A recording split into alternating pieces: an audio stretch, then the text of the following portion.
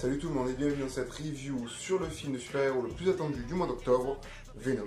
Alors Venom, petit récap sur l'histoire, on va suivre Eddie Brock, un journaliste de New York qui a été mêlé à une sale affaire et qui a dû revenir dans sa ville natale à San Francisco et qui va tomber sur un gros dos en enquêtant sur la Life Foundation et son créateur Carlton Drake. Alors l'objectif de Drake c'est d'envoyer la population de la Terre sur une autre planète parce qu'on est en surpopulation sur Terre. Et pour ça, il va utiliser donc les symbiotes qu'il étudie, des extraterrestres qui doivent se lier à un autre pour survivre, qu'il a récupéré sur un météore.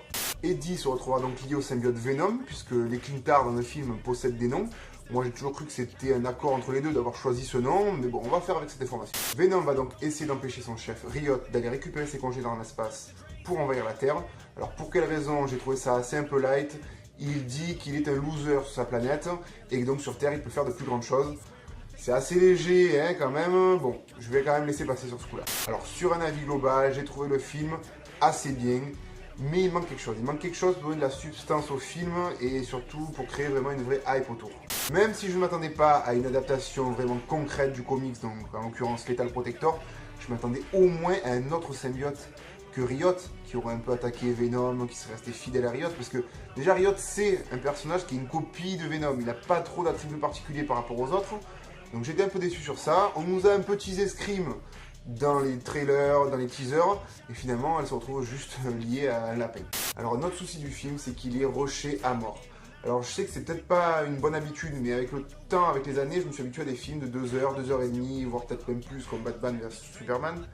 Mais là, le Venom, 1 heure et demie, parce que les 20 minutes, c'est du générique à la fin, c'est vraiment court et c'est pas assez développé, quoi. On avance à une vitesse folle. Dans une interview qu'a donné Tom Hardy un peu à la sortie du film, il a dit que pour lui, il manquait 40 minutes au film, qu'il aurait voulu voir dedans. Je pense qu'elles auraient été nécessaires. Au-delà de ça, on ne peut pas enlever au film le côté visuel, effets spéciaux, parce que c'est très bien fait. On a un Venom qui est quand même assez fidèle. Bon, il n'y a pas l'araignée, mais bon, ça c'est une autre histoire. Qui est quand même proche également de sa version Ultimate. Et il claque. Franchement, le Venom, il claque vraiment bien, quoi. Les scènes de baston aussi sont plutôt pas mal.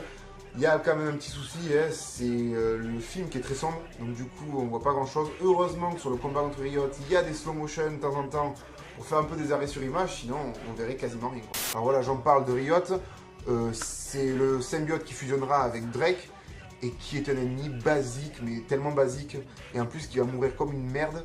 Il aurait plus de power de combat, Venom l'aurait juste stalké par derrière, il aurait fait péter la fusée et ça aurait été la même chose, il n'y aurait pas eu de scène de combat finale. Je retiendrai quand même une très bonne BO, notamment So I Want Back des Black Keys et l'excellent Venom qui est à la fin du film d'Eminem, qui est une grosse tuerie. Moi je me l'écoutais en boucle, il a joué il n'y a pas longtemps au World Trade Center pour le Jimmy Kimmel Show, le clip aussi est une grosse bombe, c'est de la très bonne musique. Pour les fans, on a quand même des easter eggs plutôt sympas, notamment l'affaire du faux reportage à New York, le Daily Globe qui a été cité, She-Venom, alias Anne Weying, donc l'ex-femme de Venom en possession du symbiote, et la scène post-générique avec Carnage qui nous a été teasée.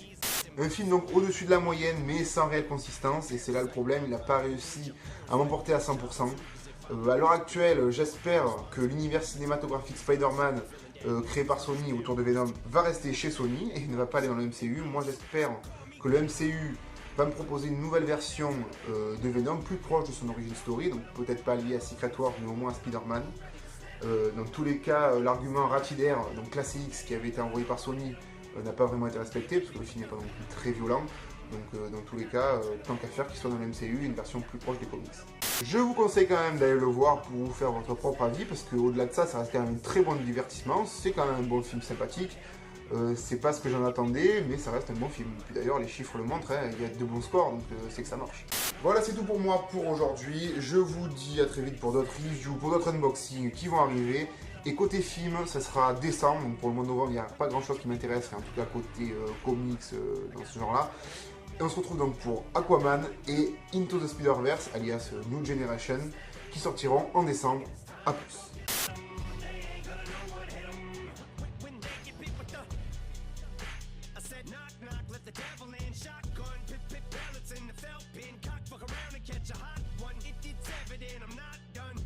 Venom is the thought spun like a weapon, you're discarding them. Held against your will like a